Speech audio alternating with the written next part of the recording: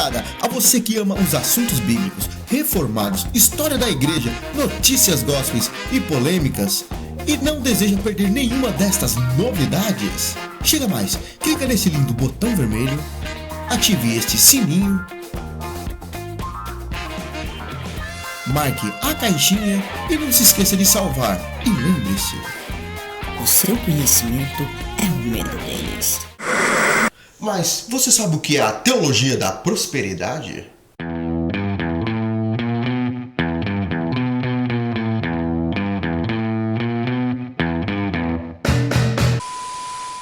Saudações carpanianas, meu irmão e minha irmã. É com muita alegria e grande satisfação quem vos fala mais uma vez é o seu irmão André Carpano, aquele que diz o que poucos dizem, pois o seu conhecimento é o medo deles. Ô negado, eu venho pedir perdão devido ao longo período que eu fiquei sem postar nenhum vídeo que aparecesse a minha cara, somente mostrando aqueles podcasts, mas devido a alguns problemas técnicos eu fiquei sem a bendita câmera. Quando ouvimos falar sobre esta bendita teologia, sempre imaginamos em muita prosperidade, muito dinheiro e também todas as coisas em sua vida dando 100% certo. Porém, eu quero citar aqui 3 exemplos de prosperidades bíblicas que irão te surpreender.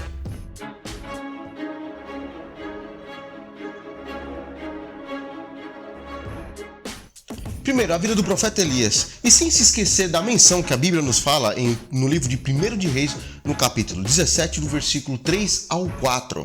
Nesta ocasião, então, ele recebeu uma ordem do Criador que ele deveria se esconder no rio Querite. Imagina a situação, o camarada deixar a vida dele para ter que se esconder por causa de terceiros. Difícil, né? E nessa bela e magnífica experiência então que ele teve, nós aprendemos 3 coisas. Primeiro, a crise estava ocorrendo devido à desobediência do povo de Deus ao seu Criador e também por ouvir coisa de gente que não tinha compromisso com Deus, né? Era a sequela de tudo isso. Segundo, Elias teve que aprender então qual que era a verdadeira prosperidade em tempos de crise. Porque quando ele foi para esse lugar, ele não tinha papai nem mamãe que cuidasse dele. Não tinha um emprego, não tinha nada. E ali Deus o mandou para ser sustentado por corvos. Triste situação, hein? Lembrando que ele não fez nenhuma campanha e graças a Deus nunca passou fome. Terceiro, que ali ele aprendeu a viver com apenas o que era necessário, sem precisar de muito glamour, de muita coisa. Apesar de ser um homem de Deus, ele sabia que ele era limitado. Ele não precisava de ter um carro do ano da época, que era movido, se não me engano, por 2 ou 4 juntas de bois, ou então por 2 cavalos de força, uma coisa assim do tipo. Ele não precisava de nada disso. Segundo exemplo, negada, os 4 leprosos sem saída. Lembrando então que leproso geralmente é tido como imundo, e apesar de ser imundo, ele é deixado de lado.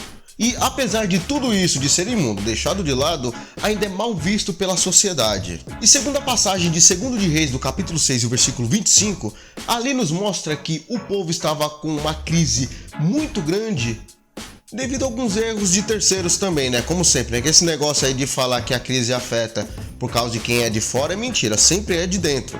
Porém, nós vemos aí mais 3 pontos importantes. Primeiro, a crise tinha durado somente até o momento em que eles começaram a consultar a Deus, porque antes disso o povo estava ouvindo coisas de terceiros e coisas de quem não tinha nenhum compromisso com Deus e obedecia a esse tipo de raça, entendeu?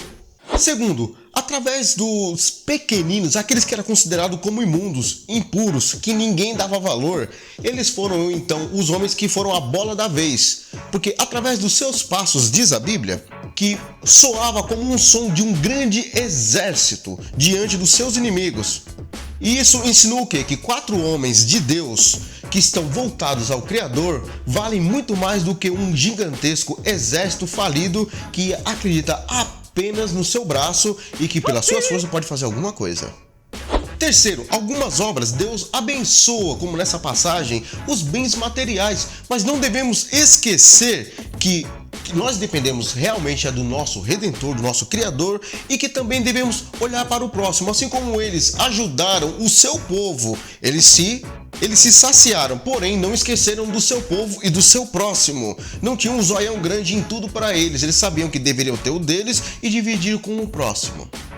O terceiro exemplo é aquela bela, linda, maravilhosa galeria dos heróis da fé que nós vemos lá no livro de Hebreus, do capítulo 11, do versículo 27 até o 39. Que lógico, nenhum teólogo da prosperidade vai pregar sobre isso ou querer citar isso para você, né? Eles querem que você só veja as vitórias de Abraão, de Isaac, Jacó e esse tipo de coisa, né? E baseado nisso, então, nós vemos 3 tipos de prosperidade que Deus deu a eles.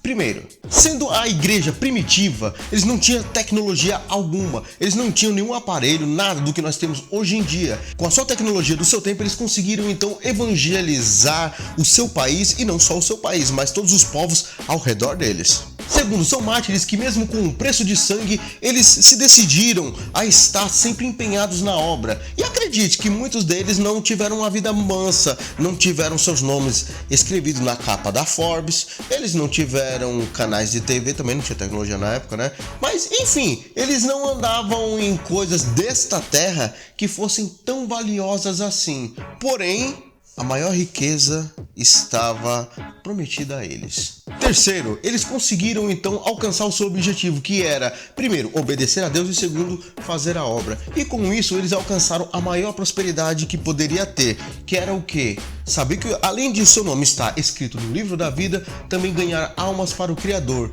E lá no céu, na sua coroa, também ter as suas pedras preciosas. Sem contar, né, que eles influenciaram o mundo e jamais foram influenciados. Será que a gente consegue ver isso hoje em dia? Bom, e é isso, meu irmão e minha irmã. Se vocês gostaram desse vídeo, não esqueça de dar o seu like, também se inscrever no canal e compartilha. De preferência, faz como os amados irmãos estão fazendo aí no canal. Coloca a hashtag Barrabás, que isso ajuda muito o canal. E não se esqueça, O seu conhecimento é o medo deles.